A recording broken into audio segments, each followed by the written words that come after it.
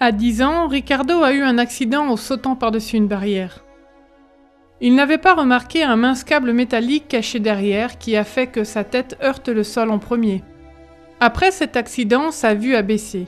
À l'école, il avait de la peine à lire ce que le professeur écrivait au tableau. Aussi, a-t-il demandé à pouvoir s'asseoir devant.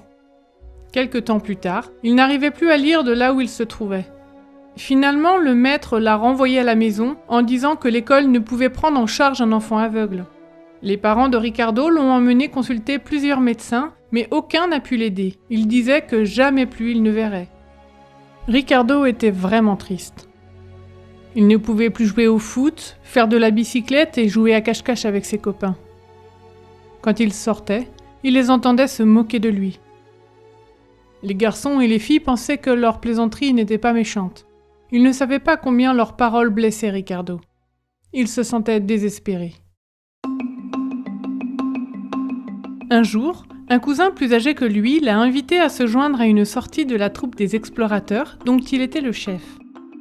Ricardo n'avait pas envie d'y aller, mais son cousin a insisté de sorte que pour finir, il y est allé. Il était tout surpris de pouvoir participer à plusieurs des activités du groupe.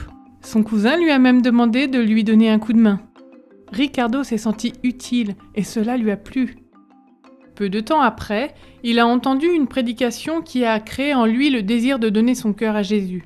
Mais un problème est survenu. Au cours de la classe baptismale, l'enseignant a demandé à ceux qui désiraient être baptisés d'apprendre par cœur les 10 commandements. Mais Ricardo ne pouvait lire ni la Bible, ni le papier remis par l'enseignant sur lequel ils étaient imprimés. Il pensa avec tristesse qu'il ne pourrait être baptisé. À la maison, sa maman l'a encouragé. « Si c'est la volonté de Dieu, disait-elle, tu seras baptisé. » Au cours de la semaine, sa grande sœur lui a lu les 10 commandements. Elle lui a lu et relu jusqu'à ce qu'il les ait bien mémorisés. Le vendredi, tous ceux qui voulaient être baptisés se sont réunis à l'église. « Qui veut être le premier à réciter les 10 commandements ?» demanda l'ancien de l'église. Personne d'autre n'avait bougé. Aussi, Ricardo a levé la main. Il les a récités parfaitement. L'ancien a été étonné et lui a chaleureusement serré la main. Puis, se tournant vers les autres, il a demandé « Qui veut réciter comme Ricardo ?» Le lendemain, c'était sabbat. Tous ont été baptisés, et lui aussi. Quelque temps après, on l'a invité à raconter l'histoire missionnaire lors de l'école du sabbat. Quand ils ont appris cela, quelques membres d'église ont dit aux responsables « Ricardo ne peut pas raconter l'histoire puisqu'il ne peut pas lire », ont-ils dit. Le responsable a gentiment touché l'épaule de Ricardo. « Entends-tu ce qu'ils disent ?» Ricardo a hoché la tête. « Montre à tout le monde ce que tu es capable de faire », lui a-t-il dit. « Prépare-toi à raconter l'histoire sabbat prochain. » La sœur de Ricardo lui a lu l'histoire missionnaire et il l'a facilement mémorisée de sorte que le sabbat suivant, il l'a racontée du début à la fin.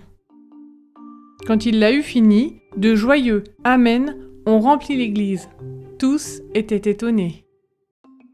Aujourd'hui, Ricardo est un étudiant de 25 ans qui se prépare à devenir pasteur. Il a eu en charge une troupe d'explorateurs pendant les 2 dernières années et il prêche régulièrement dans les églises de l'Angola. Des dizaines de personnes ont été baptisées après avoir écouté ses sermons. Vos offrandes généreuses aideront à construire une école dans la ville de Luanda où Ricardo est né. Priez pour que l'œuvre accomplie par cette école débouche sur l'engagement d'autres personnes qui, comme Ricardo, voudront parler de Jésus autour d'eux. Merci de soutenir la mission.